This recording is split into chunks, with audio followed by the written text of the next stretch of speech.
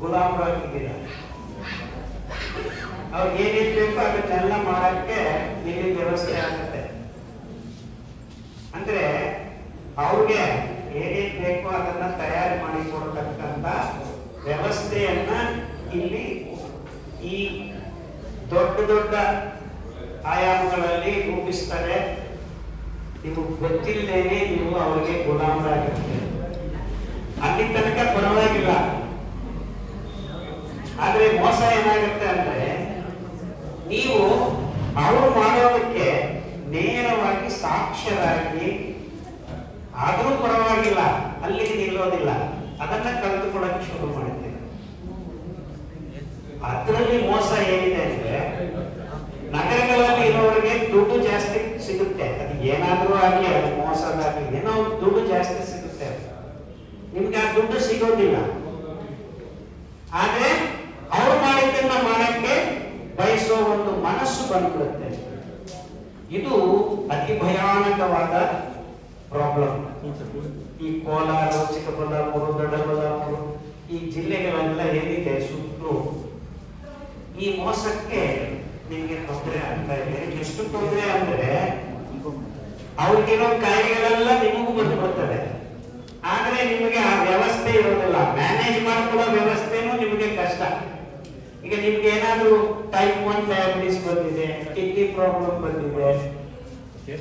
ಈಗ dialysis centre ಚಿಕ್ಕಬಳ್ಳಾಪುರಲ್ಲಿ ಇರ್ಬೋದು, ಆದ್ರೆ ಮೀನ್ ಮಾರ್ಕೆಟ್ ತರ ಇರುತ್ತೆ.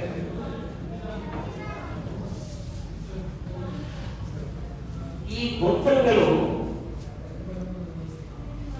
ಚಿಕ್ಕಬಳ್ಳಾಪುರದಿಂದ ಬೆತ್ತಿಗೆ ಬಾಗೇಪಲ್ಲಿಗೆ ಟ್ರಾನ್ಸ್ಪೋರ್ಟ್ ಆಗುತ್ತೆ. ಬಾಗೇಪಲ್ಲಿಯಿಂದ ಇನ್ನೊಂದು ಸಣ್ಣ ಹಳ್ಳಿಗೆ ಹೋಗ್ತದೆ. ಅಂದ್ರೆ 60% ಜನ ನಮ್ಮ ಭಾರತ ದೇಶದಲ್ಲಿ ಹಳ್ಳಿಗಳಲ್ಲಿ ಇದ್ದಾರೆ. ಅಂದ್ರೆ ಈ ಹಳ್ಳಿಗಳಿಗೆ ಈ ನಗರಗಳ ರೋಗಗಳನ್ನ ಹಂತ ಹಂತವಾಗಿ ಸಾರಥಿಗಳು ನೀವು ಅನುಭವ ಇಲ್ಲ, ಇನ್ನೂ ಇಲ್ಲ. ಅದು ದೊಡ್ಡ ಪ್ರಾಬ್ಲಮ್. ಅವ್ರು ಹಂಗ್ ಮಾಡಿ ಹಿಂಗ್ ಮಾಡಿ ಒಂದು ತಿಂಗಳಿಗೆ 1 ಲಕ್ಷ 1.5 ಲಕ್ಷ ಹೆಂಗೋ ಮಾಡ್ತಾ ಇರ್ತಾರೆ ಬೆಂಗಳೂರಲ್ಲಿ. ಸಂಭವವಾದಿ ಅಂತ. ಸೊ ಹಾಸ್ಪಿಟಲ್ಗೆ ಹೋಗೋದು ಇದು ಅದು ಅವ್ರಿಗೆ ಅಭ್ಯಾಸ ಆಗಿಬಿಡುತ್ತೆ. ನೀವು ಇಲ್ಲಿಂದ ಬೆಂಗಳೂರು ಹಾಸ್ಪಿಟಲ್ಗೆ ಹೋಗ್ಬೇಕಂದ್ರೆ ಅದೊಂದು ಅರಸಾಹಸ. ಸೊ ನಿಮ್ಮಂಥ ಅವರು ಈ ಡಾಕ್ಟರ್ಗಳಿಂದ ದೂರ ಇರೋದು ಅತಿ ಸರಳವಾದ ವ್ಯವಹಾರ ಅಂತ ಹೇಳ್ಬೋದು. ನಾನು ನೀವು ಮಾಡಬೇಕಾಗಿದ್ದಿಷ್ಟೇ, ನಿಮ್ಮ ಬರಡು ಭೂಮಿಗಳು ನೀರಾವರಿ ಇರೋ ಜಾಗಕ್ಕೆ ಹೋಗಲೇಬೇಡಿ. 4 ಮಳೆ ಬರುವಂತ ಜಾಗ ಸಾಕು.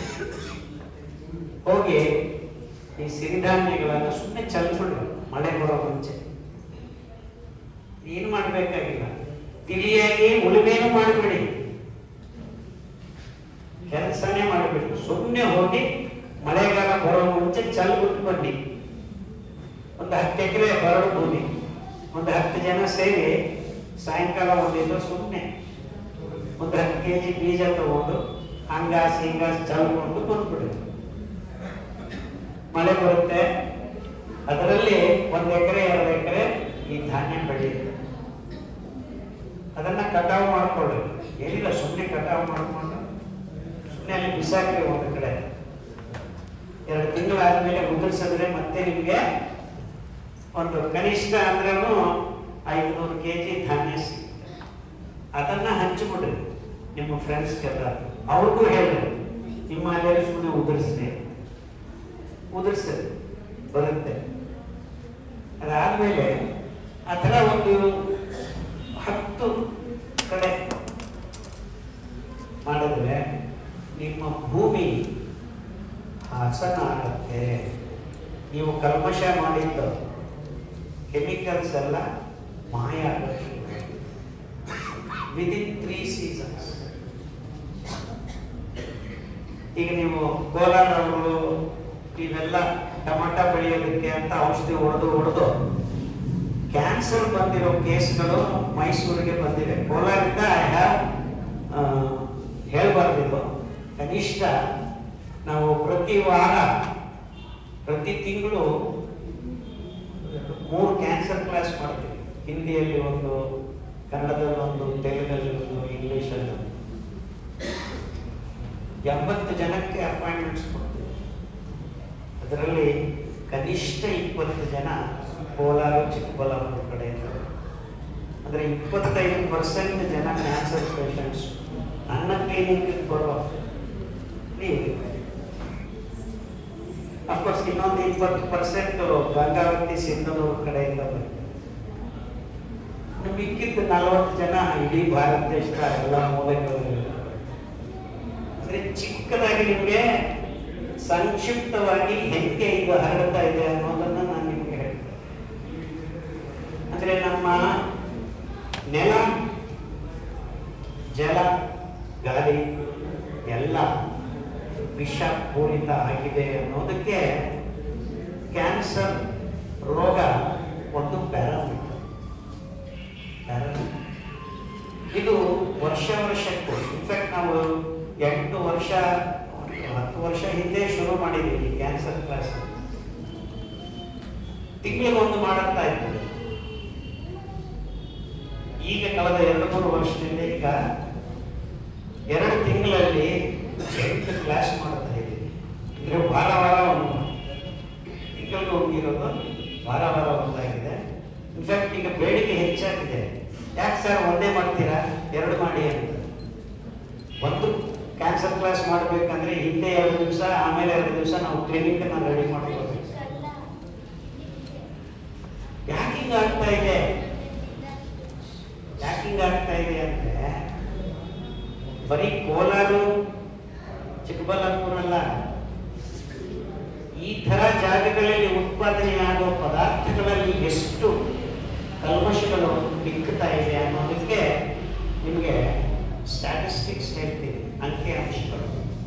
ಪಂಜಾಬಲ್ಲಿ 1 ಎಕರೆಗೆ ಗೋಧಿ, ಭತ್ತ ಅಥವಾ ಕಬ್ಬು ಬೆಳಿಬೇಕಂದ್ರೆ ಈಗ ಲಾಸ್ಟ್ 4-5 ಇಯರ್ಸ್ ಇಂದ 1 ಎಕರೆಗೆ 495 kg ಗೊಬ್ಬರ. ಎಷ್ಟು? ದಕ್ಷಿಣ ಭಾರತ ದೇಶದಲ್ಲಿ 300 kg ಇಂದ 385 kg ತನಕ ಬಂದಿದ್ದಾರೆ. ಇನ್ನು ಬಿಹಾರ ಆ ಕಡೆ ಎಲ್ಲ ಎಷ್ಟು ಬಳಸ್ತಾರೆ ಅವ್ರಿಗೂ ಗೊತ್ತಿಲ್ಲ. ಅಮೆರಿಕಾದಲ್ಲಿ 700 kg ತನಕ ಬಳಸಿದ್ದು, ಜಪಾನಲ್ಲಿ 1000 kilos ಬಳಸಿದ್ದು, ಫಿಲಿಪೀನ್ಸ್, ವಿಯತ್ನಾಂ ಈ ಭತ್ತದ ಒಂದು ಗಣಿ ಅಂತ ಏನ್ ಹೇಳ್ತಾರೆ ಅಲ್ಲೆಲ್ಲ 1000 kg ಬಳಸ್ತಾರೆ. ಗೊಬ್ಬರ ಪರವಾಗಿಲ್ಲ, ನಿಮಗೇನು ತೊಂದರೆ, ಬಳಸ್ತೀವಿ, ಜಾಸ್ತಿ ಇಳುವರಿ ಬರುತ್ತೆ. ಗೊಬ್ಬರದ್ದು ತೊಂದರೆ ಅಲ್ಲ, ಅದರಂತ ಅವಶೇಷಗಳು. 1000 kg ಗೊಬ್ಬರ ಬಳಸಿದ್ರೆ ನೀವು ಕನಿಷ್ಠ 100 kg ಪೆಸ್ಟಿಸೈಡ್, ಇನ್ಸೆಕ್ಟಿಸೈಡ್, ಹರ್ಬಿಸೈಡ್, ರೋಡೆಂಟಿಸೈಡ್ ಇಳುವರಿ ಬಂದ ಮೇಲೆ ಅದನ್ನ ಎಕರೆಗೆ 40 ಕ್ವಿಂಟಲ್ 30 ಕ್ವಿಂಟಲ್ ತೆಗೆದಿದ್ದೀವಿ ಅಂತ ಹೆಗಳು ಹೆಬ್ಬೆರೆಸ್ಕೊಂಡು ಹೇಳ್ತೀರಾ. ಆದ್ರೆ ಅದನ್ನ ಕಾಯ್ಕೋಬೇಕಲ್ಲ. ಈ ಇಲಿ ಅದನ್ನ ರೋಡೆಂಟಿಸೈಡ್ ಅಂತಾರೆ. ಗೋದಾಮುಗಳಲ್ಲಿ ಕನಿಷ್ಠ ಅಂದ್ರೆ 100 kg 30 ಕ್ವಿಂಟಲ್ನ ಕಾಯಬೇಕು. ಆ 30 ಕ್ವಿಂಟಲ್ ಆ ಬ್ಯಾಗ್ಗೆ ಫಸ್ಟ್ ಹೊಡೆದ್ಬಿಟ್ಟು ಆಮೇಲೆ ನಿಮ್ಮ ದಾನ ಅದರಲ್ಲಿ ಹಾಕ್ತಾರೆ. ಈ ವಿಷಯಗಳೆಲ್ಲರೂ ಯಾರಿಗೂ ಹೇಳೋದಿಲ್ಲ, ನಿಮಗೆ ಟೈಮು ಇಲ್ಲ ಇದನ್ನೆಲ್ಲ ತಿಳ್ಕೊಳ್ಳೋದಕ್ಕೆ. ನೀವು ಅನ್ಕೊಂಡಿದ್ದೀರಾ ಮಾರ್ಕೆಟ್ ಹೋಗ್ತೀರಾ, ಬಿಳಿಯಾಗಿ ನಿಮಗೆ ಅಕ್ಕಿ ಅಥವಾ ಗೋಧಿ ಹಿಟ್ಟು ಸಿಗುತ್ತೆ, ತಂದು ರೆಸಿಪಿ ಬುಕ್ಗಳು, ಈಗ ಸೋಷಿಯಲ್ ಮೀಡಿಯಾದ ರೆಸಿಪಿ ನೋಡ್ಕೊಂಡು ಹಿಂಗ್ ಮಾಡಿದೆ ಹಂಗ್ ಮಾಡಿದೆ ಎಷ್ಟು ಚೆನ್ನಾಗಿ ಬಂದಿದೆ ಅಂತ ನೀವು ಕಾಮೆಂಟ್ಗಳು, ಫೋಟೋಗಳು ಹಾಕೊಂಡು, ಆದರೆ ನಿಮ್ಮ ಬಾಯಿಗೆ, ನಿಮ್ಮ ಮಕ್ಕಳ ಬಾಯಿಗೆ, ನಿಮ್ಮ ಮಕ್ಕಳ ಹೊಟ್ಟೆಗೆ ಕನಿಷ್ಠ ಅವಶೇಷಗಳು 18 milligrams, ಅಂದ್ರೆ 1 kg ಊಟ ಮಾಡ್ತಾ ಇದ್ದೀರಾ ಅಂತ ನೀವು ತಿಳ್ಕೊಂಡ್ರೆ ಅದು ಏನಾದರೂ ಇರಲಿ, ಅಕ್ಕಿ, ಗೋಧಿ, ಸಕ್ಕರೆ, ಹಾಲು, ಮೊಟ್ಟೆ ಮಾಂಸದ ಕೆಲಸ ಬೇರೆ, ಅದು 8 ಟೈಮ್ ಜಾಸ್ತಿ ಆಗುತ್ತೆ.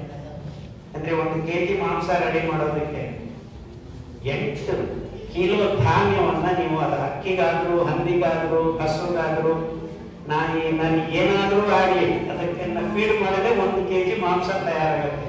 ನಿಮಗೂ ಅಷ್ಟೇ 8 kg ತಿಂದ್ರೆ 1 kg ಮಾಂಸ ನಿಮ್ಮ ಮೈ ಮೇಲೆ ಬರುತ್ತೆ. ಅಂದ್ರೆ ಮಕ್ಕಳು ಬೆಳೆಯುವಾಗ ಅಂದ್ರೆ 8 kg ಧಾನ್ಯದಲ್ಲಿದ್ದ ಈ ಕೊழுಕು ನೀವು 1 kg ಮಾಂಸ ಕೊಟ್ಟೆ ಹಾಲು ಕುಡಿದ್ರೇನೆ ನಿಮ್ಮ ಮೈಗೆ ಬಂದ್ಬಿಡುತ್ತೆ. ಗ್ಯಾರಂಟಿ.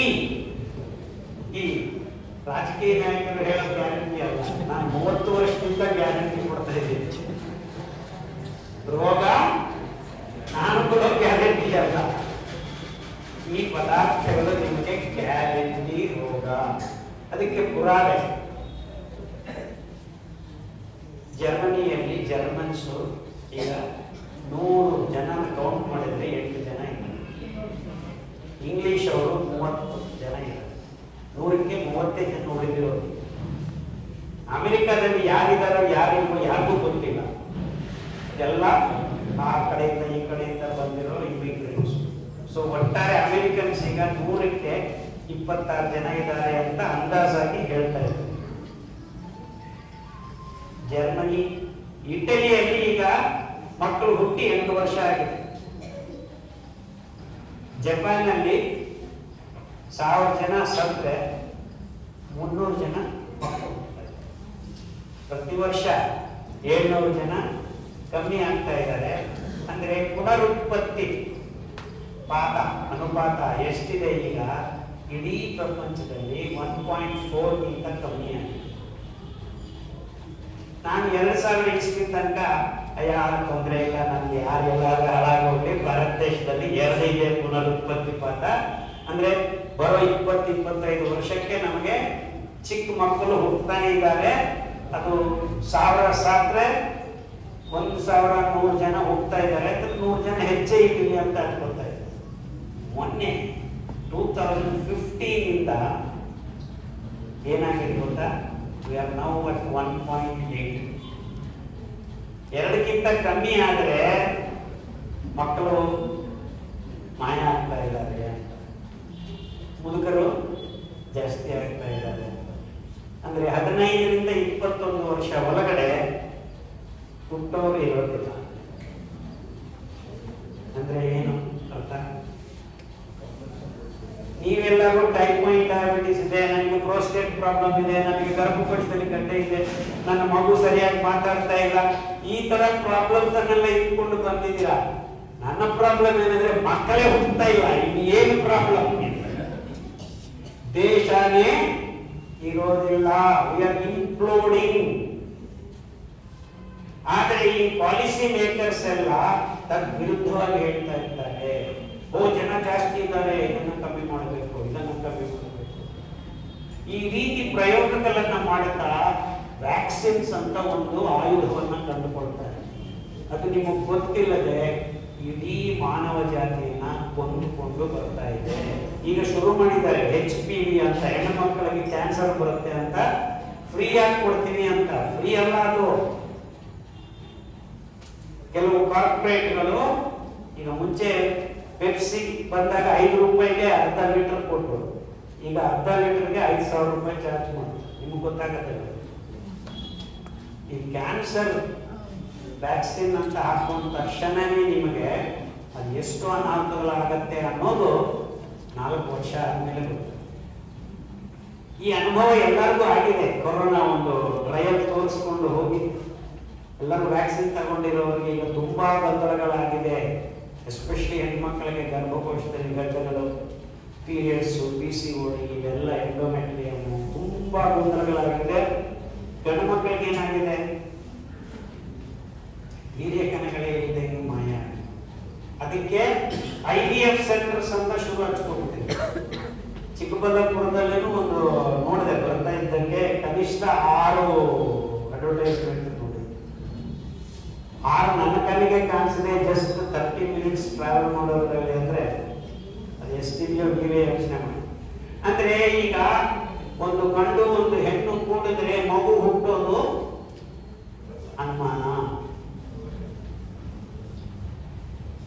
ನಾನು ಏನಕ್ಕೆ ಇಷ್ಟು ವಿಷಯಗಳನ್ನ ಸುತ್ತಿ ಬಳಸಿ ಹೇಳ್ತಾ ಇದ್ದೀನಿ ಅಂದ್ರೆ, ಮಾನವ ಜಾತಿ ಮಾಯ ಆಗುವ ಸಮಯ ಆಸನ್ನ ಆಗಿದೆ. ಅಂದ್ರೆ ಜೀವವನ್ನಾನೇ ನಾವು ನಾಶ ಮಾಡುವಂತಹ ಪರಿಸ್ಥಿತಿಯಲ್ಲಿ ಗಂಭೀರವಾಗಿ ಇದ್ದ ಸಮಯದಲ್ಲಿ ಈ ತಜ್ಞರು, ಡಾಕ್ಟರ್ಗಳು, ಪಾಲಿಸಿ ಮೇಕರ್ಸು ಅದರ ಬಗ್ಗೆ ಈಗ ನಿಮ್ಗೆ ಎಲ್ಲರಿಗೂ ಈ ವಿಷಯ ಗೊತ್ತಿದೆಯಾ? ನಾನು ಹೇಳಿದ್ದ ವಿಷಯ ನಿಮ್ಮ ಮುಂದೆ ಇದೆಲ್ಲ ನಡೀತಾ ಇದೆ. ಆದ್ರೆ ನಿಮಗೆ ಅದರ ಬಗ್ಗೆ ಗಮನ ಇಲ್ಲದೆ ಇರಂಗೆ ಈ ಕಂಪನಿಗಳು, ಈ ರಾಜಕಾರಣಿಗಳು ಈ ವ್ಯವಸ್ಥೆ ಮಾಡಿ ಕೊಟ್ಟಿದೆ. ಈಗ 100ಕ್ಕೆ 16 ಮಕ್ಕಳು ಬುದ್ಧಿಮಾಂದ್ಯರಾಗಿ ಹುಟ್ಟುತ್ತಾ ಇದ್ದಾರೆ, ಎಲ್ಲರಿಗೂ ಗೊತ್ತಾಗ್ತಾ ಇದೆ. ಯಾಕೆ ಅಂತ ಪ್ರಶ್ನೆ ಇಲ್ಲ. ಆಸ್ಪತ್ರೆ ಸುತ್ತಾಡ್ತಾ ಇದೆ. ಯಾಕೆ ಯಾಕೆ ಕಳೆದ 100 ವರ್ಷದಲ್ಲಿ ನಮ್ಮ ದೇಶದಲ್ಲಿ ನಾವು ತಿಂತಾ ಇರೋ ಪದಾರ್ಥಗಳನ್ನೆಲ್ಲ ಬಿಟ್ಟು ಕೃತಕವಾಗಿ ತಯಾರಿಸಿರುವ ಊಟವನ್ನ ನಾವು ಮಾಡ್ತಾ ಇದ್ದೀವಿ.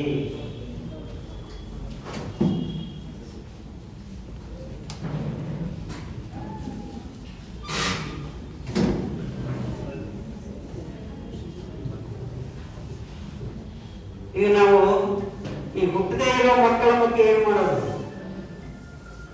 ಅವ್ರು ಮತ್ತೆ ಹುಟ್ಟಿಸ್ಕೊಳಂಗೆ ಆಗ್ಬೇಕಲ್ಲ.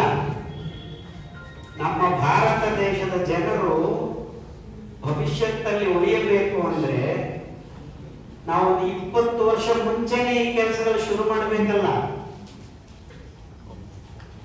ಅಂದ್ರೆ ನಮ್ಮ ಯುವಕರಲ್ಲಿ ವೀರ್ಯ ಕಣಗಳು ಇಲ್ಲದೆ ಇರಂತೆ ಆಗ್ತಾ ಇರ್ತಕ್ಕಂಥ ಆಹಾರವನ್ನ ನಾವು ಈಗ ಸಪ್ಲೈ ಮಾಡ್ತಾ ಇದ್ದೀವಿ ಅಂತ.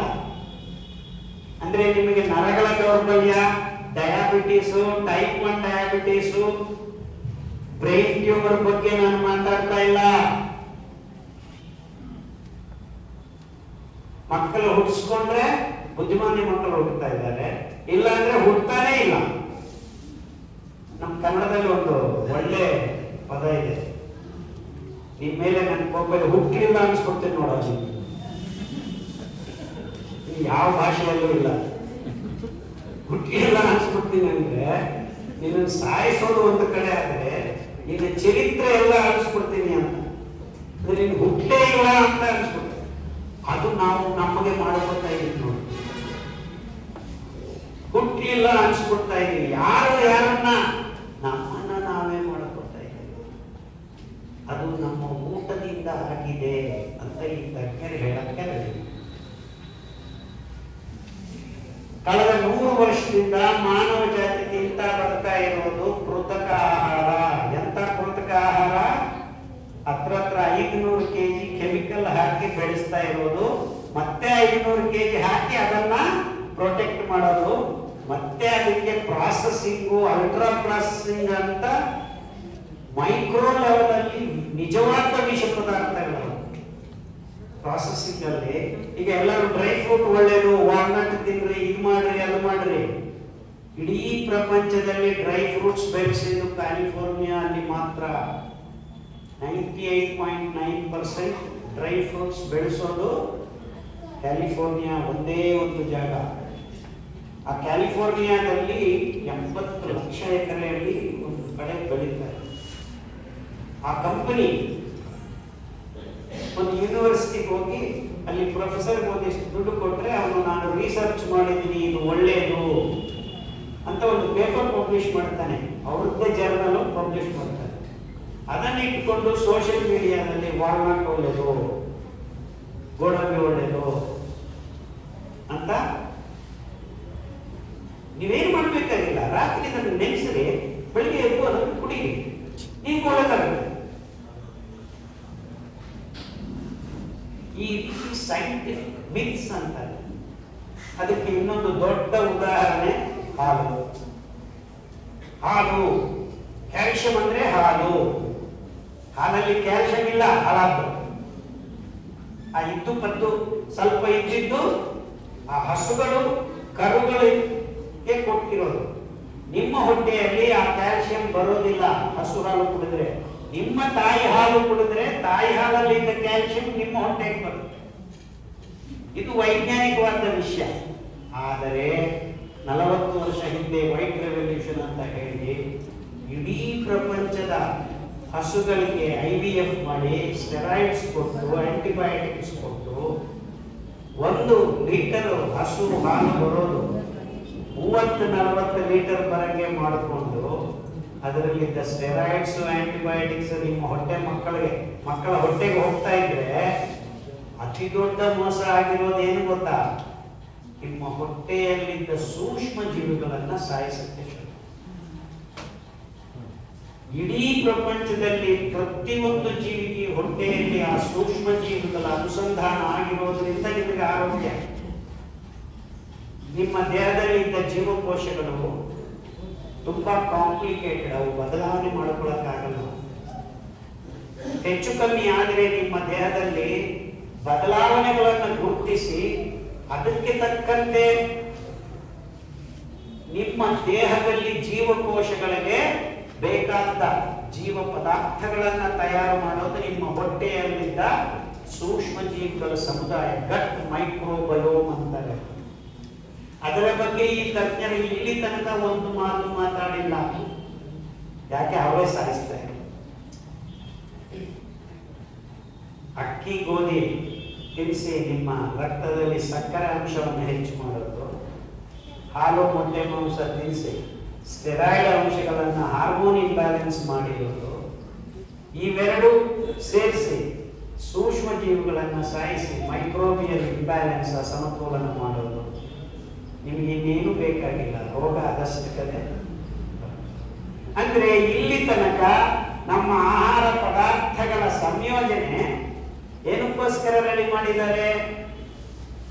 ನಿಮ್ಮ ರೋಗಗಳನ್ನು ಉತ್ಪಾದನೆ ಮಾಡಿಕೊಳ್ಳೋದಕ್ಕೆ ರೆಡಿ ಮಾಡಿದ್ದಾರೆ. ಇದಕ್ಕೆ ಪುರಾವೆ 30% diabetes, 30% thyroid, 30% BP, 30% ರೊಬೆಟಿಸಮು, 30% mental problems, 30% dental problems, 30% ಥರ ಹೇಳ್ತಾ ಹೋದ್ರೆ ದೊಡ್ಡ ಲಿಸ್ಟ್ ಇದೆ. 108 ಕಾಯಿಲೆಗಳಿದೆ. ಈಗ ನಾನು 30 ಅಂತ 8 ಕಾಯಿಲೆಗಳ ಹೆಸರು ಹೇಳಿದ್ದೀನಿ. ಅಂದ್ರೆ 240 ಜನ ಆದ 100ಕ್ಕೆ ಇರೋದು 100 ಜನ, 240 ರೋಗಗಳು. ಅಂದ್ರೆ ಏನು, ಒಬ್ಬೊಬ್ಬರಿಗೆ ಒಂದು ರೋಗ ಅಲ್ಲ, 3 ರೋಗಗಳು 2 ರೋಗಗಳು ಇದೆ. ಇದರ ಬಗ್ಗೆ ಯಾರು ಗಮನ ಕೊಡ್ತಾ ಇಲ್ಲ. ನೀನು ರೋಗ ಬಂದಿದ್ಯಾ, ಡಾಕ್ಟರ್ ತಗೊಂಡು ಟ್ಯಾಬ್ಲೆಟ್ ನುಂಗು. ಸರ್ ಎಷ್ಟು ದಿವಸ ತಗೋಬೇಕು ಡಾಕ್ಟ್ರೆ? ಏನಂತಾರೆ? Life long. Diabetes life long, BP life long, thyroid life long, arthritis life long, kidney ಹೋಗಿದೆ ಲೈಫ್ ಲಾಂಗ್, ಕ್ಯಾನ್ಸರ್ ಬಂದಿದೆ ಲೈಫ್ ಇರೋ ತನಕ. ಏನ್ ಮಾಡ್ತಾ ಇದ್ದಾರೆ ಇವರು? ಆಸ್ಪತ್ರೆಗಳು ಒಂದ್ ಕಡೆ ನೋಡಿದ್ರೆ ಬುರ್ರ ಅಂತ ಹೇಳ್ತಾ ಇದೆ, ಮಲ್ಟಿ ಸ್ಪೆಷಾಲಿಟಿ ಹಾಸ್ಪಿಟಲ್ಸ್. ಅಂದ್ರೆ ಇವರ ವಿಜ್ಞಾನ ಸರಿಯಾಗಿದ್ದಿದ್ರೆ ಹಾಸ್ಪಿಟಲ್ಸ್ ಕಮ್ಮಿ ಆಗ್ಬೇಕಿಲ್ಲ, ಜಾಸ್ತಿ ಆಗ್ಬೇಕಿಲ್ಲ? ಕಮ್ಮಿ. ನಿಮ್ ಕಣ್ಣು ಮುಂದೆನೆ. ಅಂದ್ರೆ ಏನರ್ಥ? ಅವ್ರು ಬೇಕು ಅಂತ ರೋಗಗಳನ್ನ ಸೃಷ್ಟಿ ಮಾಡ್ತಾ ಇದ್ದೇವೆ. ನಿಮ್ಮ ತಲೆಗೆ ಹೋಗ್ತಾ ಇಲ್ಲ. ಯಾರು ಮುಟ್ಟಾಗಿರ್ಲಿ ಮನೆ.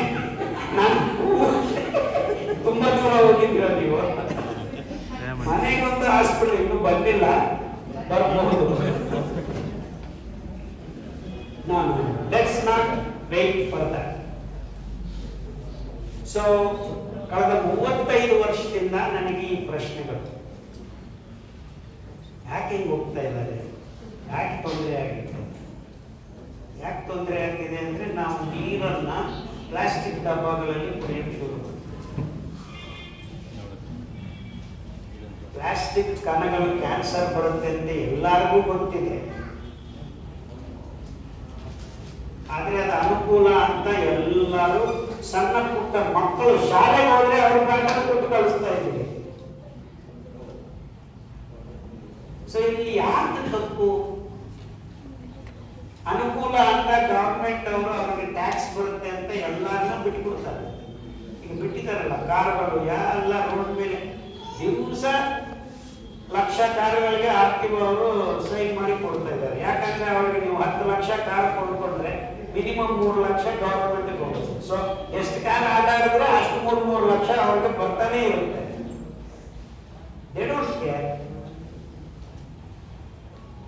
ಯಾರು ತಲೆ ಕೆಡಿಸ್ಕೊಳ್ಳೋದಿಲ್ಲ.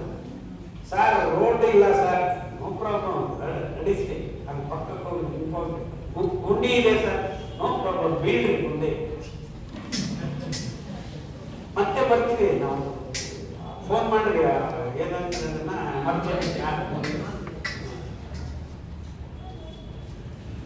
ಎಲ್ಲ ನೋಡ್ತಾ ಇದ್ದೀನಲ್ಲ. ನಮ್ಮನ್ನ ನಾವು ಸುಧಾರಿಸ್ಕೋಬೇಕು ಅನ್ನೋದು ನಿಮ್ ತಲೆಗೆ ಬರ್ತಾ ಇಲ್ಲ. ಈ ಡಾಕ್ಟರ್ಗಳ ಹತ್ರ ಹೋಗ್ಲೇ ಇದ್ದಂಗೆ ಆದ್ರೆ ಏನ್ ಆರಾಮಲ್ಲ. ಅಂದ್ರೆ ನಾನು ಏನ್ ಹೇಳಕ್ ಹೊರಟಿದ್ದೀನಿ, ತುಂಬಾ ಸರಳವಾಗಿ ದಾರಿ ಇದೆ. ಆ ಹಾಳಾಗಿರೋ ಮೈಕ್ರೋಬ್ಸ್ ಅನ್ನ ಡಾಕ್ಟರ್ಗಳ ಹತ್ರ ಹೋಗಿ ಟ್ಯಾಬ್ಲೆಟ್ ತಗೋಬಹುದು, ನೀವೇ ರೆಡಿ ಮಾಡ್ಕೋಬಹುದು. ಹೆಂಗ ರೆಡಿ ಮಾಡ್ಕೋಬಹುದು? ನಾವು ಸಾವಿರಾರು ವರ್ಷ ತಿನ್ಕೊಂಡು ಬಂದಿರುವ ಆರ್ಕಾಕಿ, ನಾಣೆ ಅಕ್ಕಿ, ಸಾಮೆ ಅಕ್ಕಿ, ಮುದುಲಕ್ಕಿ, ಬೊರ್ಲೆ ಅಕ್ಕಿ, ಈ 5 ಧಾನ್ಯಗಳು ವಿಶಿಷ್ಟವಾದದ್ದು. ದೇವರು ಆ ದಾನ ಬೀಜದ ಒಳಗಡೆ ನಾರನ್ನ ಸುಟ್ಟಿ ಸುಟ್ಟಿ ಸುಟ್ಟಿ ಗಟ್ಟಿ ಮಾಡಿ, ಅದು ಎಷ್ಟು ಗಟ್ಟಿ ಮಾಡಿದಾನೆ ಅಂದ್ರೆ 1 ಮಿಲಿಮೀಟರ್ ಸೈಜ್ ಬರುತ್ತೆ. ಬಿಡಿಸಿ ಬಿಡಿಸಿ ಬಿಡಿಸಿ ಅದು ಆ C4 ಫೋಟೋಸಿಂಥಸಿಸ್ ಅಂತ. ಅದು ನೀರಿಲ್ಲದೆ ಧಾನ್ಯ ರೆಡಿ ಆಗುತ್ತೆ. ಅಕ್ಕಿ ಗೋಧಿ ನೀರು ಕೊಟ್ರೆ ಧಾನ್ಯ ರೆಡಿ, ವ್ಯತ್ಯಾಸ. ಸೊ ನೀರಿಲ್ಲದೆ ಅಂದ್ರೆ ಅದೇ ಪರ್ಯಾವರಣದಲ್ಲಿದ್ದ ತೇವಾಂಶವನ್ನ ಹೀರಿಕೊಂಡು ಧಾನ್ಯವನ್ನ ರೆಡಿ ಮಾಡೋ ಗುಣ ಈ ಚಿರುಧಾನ್ಯ, ಕಿರುಧಾನ್ಯ, ತೃಣಧಾನ್ಯ ಅಂತ ಕರೀತಾ ಇದ್ದೆ. ನಾನೇ ಸಿರಿಧಾನ್ಯ ಅಂತ ಹೆಸರಿದ್ದೆ. ಈ ಅದ್ಭುತವಾದ ಚಪ್ಪಾಳೆ ಆಡಳಿತ ಚಪ್ಪಲೆ ತಡ್ಡಕ್ಕೆ ಹೋಗ್ಬೇಕು. ಅದೇ ರಾಜಕೀಯ ನಾಯಕರು ಬಂದಾಗ ತಡ್ಡ. ಇದು ಆರೋಗ್ಯದ ವಿಷಯ. ಸರಿಯಾಗಿ ಕೇಳಿಸ್ಕೊಂಡು ವೈಜ್ಞಾನಿಕ ಕಾರಣಗಳನ್ನ ಸಾಮಾನ್ಯ ಮಾನವರಿಗೆ ತಲುಪಿಸಬೇಕು ಅಂತ ನಾನು ಒತ್ತಾಡ್ತೇನೆ. C4 ಅಂದ್ರೆ ಅತಿ ವೈಶಿಷ್ಟ್ಯವಾದ ವೃಕ್ಷ ಸಂಪದೆ, ಗರಿಕೆ ದರ್ಬೆ ಅಂತ ಹೇಳುವರೆ ಆ ಜಾತಿಗೆ ಸೇರಿ. ಅಂದ್ರೆ ನೀವು ಒಂದು ಕಂಬ, ಎಲೆಕ್ಟ್ರಿಕ್ ಕಂಬದ ಕೆಳಗಡೆ ಬಿಸಿಲು ಕಾಲದಲ್ಲೂ ನೀವು ರಾಯಚೂರು ಹೋದ್ರು, ಅಂದ್ರೆ ಅಷ್ಟು ಬಿಸಿಲಿರೋ ಜಾಗ ಕಡೆಗೆ ಹೋದ್ರು ಬೆಳಗ್ಗೆ ಇದ್ರೆ ಸ್ವಲ್ಪ ಹುಳ್ಳಿದೆ, ಅದು C4 ಗ್ಯಾಸ್ ಅಂತ. ಆ ಥರ ಈ ಭೂಮಂಡಲವನ್ನ 90% ಭೂಭಾಗವನ್ನು ಆವರಿಸಿಕೊಂಡಿರೋ ಹುಲ್ಲುಗಳು 6,000 ಪ್ರಭೇದಗಳಿವೆ. ಆ 6,000 ಪ್ರಭೇದಗಳಲ್ಲಿ ಕನಿಷ್ಠ 240ರಿಂದ 280 ಹುಲ್ಲುಗಳು ಮಾನವ ಜಾತಿ ಉದರಕ್ಕೆ ಬೇಕಾಗಿರುವ ಆಹಾರ ಅಂತ ಲಕ್ಷಾಂತರ ವರ್ಷ ಮಾನವ ಜಾತಿ ತಿಳ್ಕೊಂಡು ಬಂದಿದ್ದು ಆಹಾರ. ನಮ್ಮ ದೇಶದಲ್ಲಿ ಒಂದೇ ಅಲ್ಲ, ಇಟಲಿ, ಜರ್ಮನಿ, ಅಮೆರಿಕ, ದಕ್ಷಿಣ ಅಮೆರಿಕ, ಆಫ್ರಿಕಾ ಎಲ್ಲ ಖಂಡಾಂತರಗಳಲ್ಲಿ ಎಲ್ಲ ಮಾನವರು ಊಟ ಮಾಡಿದ್ದೀವಿ. ಆದರೆ ಕಳೆದ 100 ವರ್ಷದಲ್ಲಿ ಈ ಗೊಬ್ಬರ ಕಂಪನಿಗಳು ಬಂದು ಇವೆಲ್ಲ ಊಟ ಅಲ್ಲ, ಹಿಂದೆ ಬಿದ್ದಿರೋರು ತಿನ್ನೋದು, ಜಾನುವಾರುಗಳ ಊಟ, ಹಕ್ಕಿಗಳ ಊಟ, ಹಂದಿಗಳ ಊಟ, ಪ್ರಿಮಿಟಿವ್ ಫುಡ್ ಅಂತಾರೆ ಇಂಗ್ಲಿಷ್. ಅಂದ್ರೆ ಏನ ಎಲ್ಲ ಹಿಂದೆ ಬಿದ್ದಿರೋರು ತಿನ್ನೋದು, ನೀವ್ ಯಾಕೆ ತಿಂತಾ ಇದ್ದೀರಾ? ನೋಡ್ರಿ, ನಾವು ತಂದಿದ್ದೀವಿ premium basmati rice, Hyderabad biryani, Kashmiri pulao, no problem, ಜೊಮ್ಯಾಟೋಲ್ಲಿ ಆರ್ಡರ್ ಮಾಡಿದ್ದು. ಇದು 4 ಮಳೆ ಬಂದ್ರೆ ಬೆಳೆಸಿಕೊಂಡು ಇಡೀ ಪ್ರಪಂಚದ ಮಾನವ ಜಾತಿ ತಿನ್ನಬೇಕಾಗಿದ್ದ ಆಹಾರವನ್ನ ಹುಟ್ಲಿಲ್ಲ ಅನ್ಸ್ಬಿಟ್ಟಿದ್ದಾರೆ ಈ ಕಂಪನಿಗಳು. ಅಂದ್ರೆ ಯಾರಿಗೂ ಗೊತ್ತೂ ಇಲ್ಲ ಈಗ ಈ ತರ ತಿಂತಾ ಇದ್ದಿದ್ವಿ, ಈ ತರ ಬೆಳೆಯುತ್ತೆ, ಈ ತರ ನಮ್ಮ ಮಣ್ಣನ್ನ ಸಾರವಂತಗೊಳಿಸುತ್ತೆ. ಇಲ್ಲಿ ಇನ್ನೂ ಒಂದು ಅದ್ಭುತ ಇದೆ. ಈ ಮಿಲೆಟ್ಸ್ ಅಂತ ಕರೀತಾರೆ. ಮಿಲಿಮೀಟರ್ ಪ್ರಮಾಣಕ್ಕೆ ದೇವರು ಬಿಗಿ ಮಾಡಿದ್ದಾರೆ. ಎಲ್ಲಿಂದ? ಆ ನಾರಿಂದ ಬಿಗಿ ಮಾಡಿದ್ದಾರೆ. ಸೊ ಆ ನಾರನ್ನ ವಿಕಸಿತಗೊಳ್ಳದ ಮೇಲೆ ತಿನ್ನಬೇಕು ನಾವು. ಯಾಕಂದ್ರೆ ಗಟ್ಟಿಯಾಗಿ ಇಟ್ಟಿದ್ದಾರೆ ದೇವರು, ಅದನ್ನ ಬಿಡಿಸ್ಕೋಬೇಕಂದ್ರೆ ನೀರು ಬೇಕು. ಅದಕ್ಕೆ ಸಿರಿಧಾನ್ಯವನ್ನು ತಿನ್ನೋದಕ್ಕೆ ಏನ್ ಬೇಕು? ನಿಮ್ಗೆ ನೆನೆಸ್ಬೇಕು. 8 ಗಂಟೆ ನೆನೆಸ್ಬೇಕು ಡಾಕ್ಟ್ರೆ. ನಾನು ನಿಮ್ಮನ್ನು ನೀರಲ್ಲಿ ನೆನೆಯಿರಿ ಅಂತ ಹೇಳಿದ್ದೆ. ಹಿಂಗೆ ಮಾತಾಡ್ತಾರೆ ಬೆಂಗಳೂರು. ಟೈಮ್ ಇಲ್ಲ. ಯಾಕೆ? ಟ್ರಾಫಿಕ್ ಅಲ್ಲಿ ಕೂತ್ಕೊಳ್ಳೋದಕ್ಕೆ ಟೈಮ್ ಇಲ್ಲ. 8 ಗಂಟೆ ರಾತ್ರಿ ನೆನೆಸ್ತೀರಾ, ಬೆಳಿಗ್ಗೆ ರೆಡಿ ಇರುತ್ತೆ. ಬೆಳಿಗ್ಗೆ ನೆನೆಸ್ತೀರಾ, ರಾತ್ರಿ ರೆಡಿ ಅಲ್ವಾ? ಸೊ ಆ ನೆನೆಯೋದು ಅನ್ನೋದು ಅತಿ ಮುಖ್ಯವಾದ ಅಂಶ. ಯಾಕೆ? ಅದರ ತತ್ವ ಅದು. ಅದೇ ಬಿಳಿ ಅಕ್ಕಿಯಲ್ಲಿ ನಾರಿಲ್ಲ, ನೀರು ತುಂಬಿಕೊಂಡಿದೆ, ನಾರ ಅಗತ್ಯ ಇಲ್ಲ, ಬರೀ ಹಿಟ್ಟು. ಆ ಗೋಧಿಯಲ್ಲಾದ್ರೆ ಇನ್ನೂ ಹಿಟ್ಟು. ಆ ಹಿಟ್ಟು ತಿಂದಾಗ ರಕ್ತಕ್ಕೆ ಸಕ್ಕರೆ ಸೇರಿ ಈಗ 10 ವರ್ಷ ಮಕ್ಕಳು 100 kg ತೂಗ್ತಾರೆ. ಆ ಹೆಚ್ಚಾಗಿರೋ ಗ್ಲೂಕೋಸ್ ರಕ್ತದಲ್ಲಿ ಕೊಬ್ಬು ಮಾಂಸ ರೆಡಿಯಾಗಿ ಒಬ್ಬೊಬ್ಬ ಹೆಣ್ಣಿಗೆ ನಡೀತಾರೆ. ಗೊತ್ತೇನೆ. ಹೆಣ್ಮಕ್ಳು 9 ತಿಂಗಳಿಗೆ ಡೆಲಿವರಿ ಮಾಡ್ತಾರೆ ಪಾಪ. ಈ ಗಂಡು ಮಕ್ಕಳಿಗೆ ಹೊಟ್ಟೆ ಬಂದ್ರೆ ನಾನ್ ಡೆಲಿವರಬಲ್, ಲೈಫ್ ಲಾಂಗ್ ಗರ್ಭವತಿ. ಹಿಂಗಾಗ್ಬಿಟ್ಟಿದೆ. 100ಕ್ಕೆ 36 ಜನ ಹೊಟ್ಟೆ ಹಾಕೊಂಡು ಓಡಾಡ್ತಾ ಇದ್ದಾರೆ. ಇಷ್ಟು ಮೋಸ ಆದ್ಮೇಲೆನೂ ನಾವು ಪ್ರಶ್ನೆ ಕೇಳಲಿಲ್ಲ. ಈ ಅಕ್ಕಿ ಗೋಧಿ ತಿನ್ನೋದು ಶುರುವಾದ ಮೇಲೆ ಪ್ರಪಂಚದಲ್ಲಿ ಈ ರೀತಿ ಗೊಂದಲಗಳಾಗಿದೆ. ಯಾಕಂದ್ರೆ ರಕ್ತಕ್ಕೆ ಗ್ಲೂಕೋಸ್ ಹೆಚ್ಚಾಗಿ ಹರಿತಾ ಇದೆ. ಅದೇ ನೀವು ಸಿರಿಧಾನ್ಯ ತಿಂದ್ರೆ ನಿಮಗೆ ಬೇಕು ಅಂದ್ರೂ ನಾನು ಕೊಡೋದಿಲ್ಲ. 5 ಗ್ರಾಮ್ ಜಾಸ್ತಿ ಬೇಡ ನಿಮಗೆ.